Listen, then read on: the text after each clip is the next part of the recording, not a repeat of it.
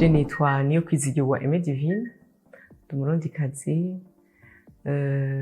nikorera utwanje muri kino gihe, nkaba mfise centre y'abakenyezi ijejwe gukarishiriza ubwenge abakenyezi, gukangurira abakenyezi kumenya uburenganzira bwabo, ivyo bajejwe no kubikorana umwira, maze tukagira akamaro aho tubaye.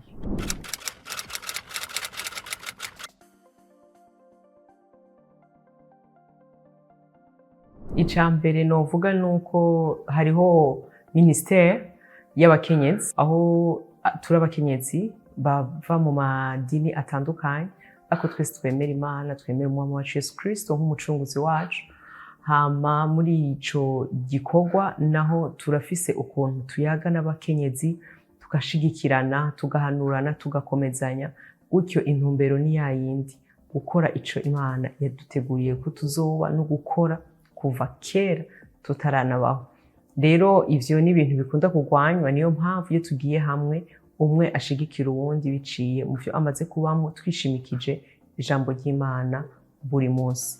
Hama mu kigo naco Women Empowerment Center, ni ikigo naco kijeje gukarishiriza ubwenge abakenyezi, tubigisha mu bijanye n'uburongozi, mu bijanye inyifato y'umukenyezi ibereye, mu vya politike, mu vyerekeye imisozi itandukanye dukunda kuvuga ko ari vya communication, n'ibi muriko murakora vy'abamenyesha makuru, ari vyerekeye ubudandaji, tukabakarishiriza ubwenge, eka vyinshi umukenyezi akenera, nkuko muzi yuko ari inkingi y'iterambere.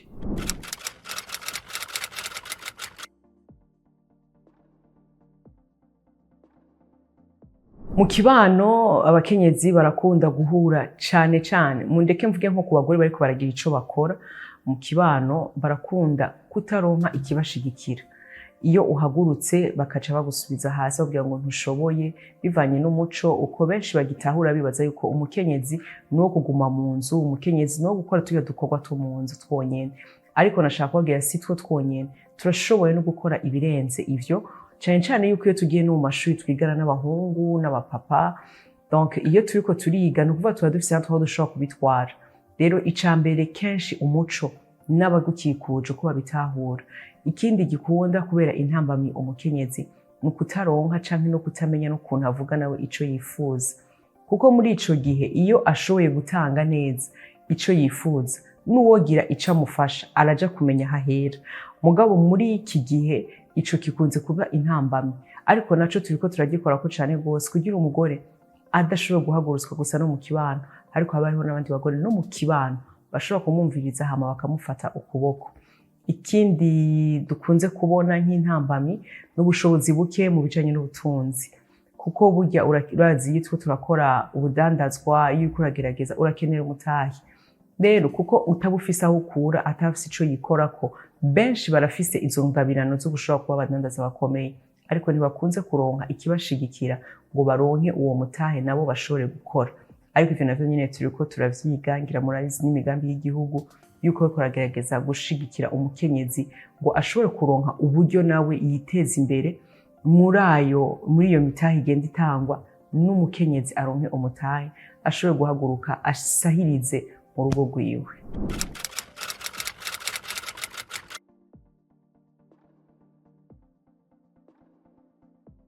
Urakoze cane kuri ico kibazo. Ubwa mbere na mbere nashaka gushimira leta cane gose yuko ataco idakora kugira ishigikira umukenyezi, ariko nongera mvuga ngo impinga iracari ndende, hari ivyo gukora. Ariko leta ubwayo turashima yuko hariho abagaragara bakoreye amabi abakenyezi, kuko navyo ni imwe mu ntambamyi n'abandi bakenyezi bakunda guhura navyo. Intambamyi yerekeye guhohoterwa ku buzi, guhohoterwa mu kibano, mu ngo babayemwo, ivyo leta irabihanira iyo vyagaragaye, n'ibindi vyinshi. Nuko guteza imbere abakenyezi, harashizeho banki y'abakenyezi n'izindi zari zihari, ivyo bigenda bitera intege umukenyezi.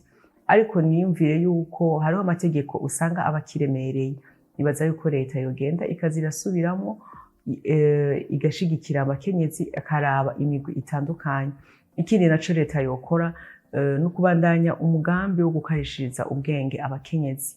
Hari abakenyezi bageze mu myaka yo gukora mugabo batari bararonse amahirwe yo gushobora kuca ku ntebe y'ishuri canke ngo bamenye, kuko niyo tuvuga ngo kudandaza hariho ibisabwa kugira ushobore kudandaza neza. Rero n'aya makoperative yose leta turayishimira ku mugambi, nayo idufashe abakenyezi bariko barashaka gukora ntibabuzwe gushika ku ndoto zabo bivanye n'abandi boshobora kubatangira. Ndavuga gutya, hariho abashobora kuvuga ati iyi dosiye canke ibi ntibikwiye, canke ugasanga ntibashika kure. Rero ya banki y'abakenyezi, ya mashirahamwe yose agende ashikira abakenyezi aho bari, kuko bimwe mu ntambamyi burya umukenyezi kugira urugendo rwa kure agiye gutangura igikorwa ntivyoroha. Rero bogerageza bakabashikiriza ubwo buhinga bwose. Hama ikindi naco kucerekeye indongozi, rero abakenyezi b'indongozi turi no mu gihe ciza c'amatora ca vuba, aho bagiye kwitorera abazoduserukira. Nariko ndasaba ko abakenyezi bohaguruka ubwabo, bagahaguruka leta, kuko amategeko yagiyeho kandi vyugururiwe bose, bakagira ishaka kuruta abandi, kugira ejo iyo hageze gufata ingingo natwe tube turaho zifatirwa, buryo vyokunda ivyacu bikihuta.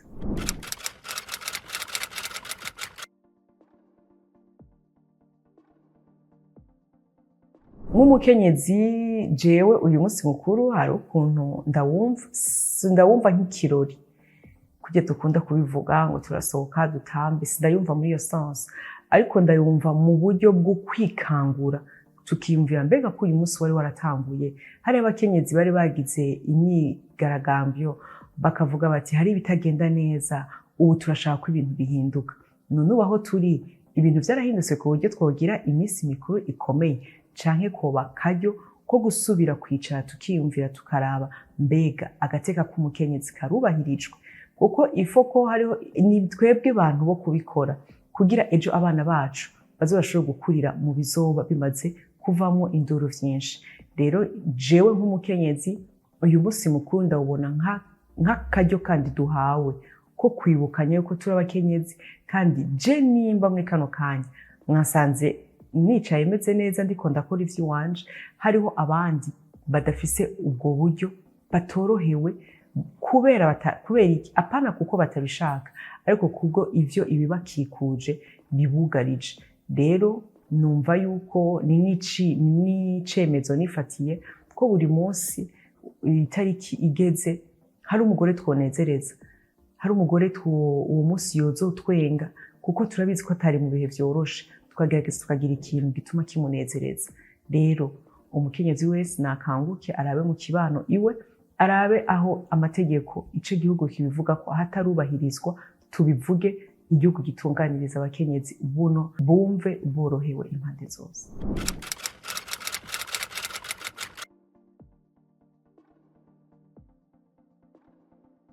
Bakenyezi barundikazi canke uri wese aja kuvyumva, hashobora kuba hari n'abandi bumva ivyo turiko turavuga, ndabifurije umunsi mukuru mwiza w'abakenyezi. Ndababwira yuko ijambo ry'Imana rivuga ko twaremwe mu buryo butangaje buteye ubwoba. Nashaka kubibibutsa, amajwi yose yokugira ngo ntacumaze, ngo ntushoboye, ngo ntacuri, ayo nayo umugwanizi, ayo n'amajwi yandi ashaka kuguma dusubiza hasi. Wowe urabe imbere, kandi nkwifurije ko uyu mwaka wozoshika ku ndoto zawe. Birasaba kugira ishaka, birasaba kuhaguruka, birasaba kugwana, ariko urazi ko tugwana mu bwenge, tukagwanisha ibikorwa. Rero mbifurije umunsi mwiza w'abakenyezi, agateka k'umukenyezi gakomeze kubahirizwa, iterambere ry'umukenyezi igihe cose, buryo Uburundi bugira izina rikomeye mu mahanga.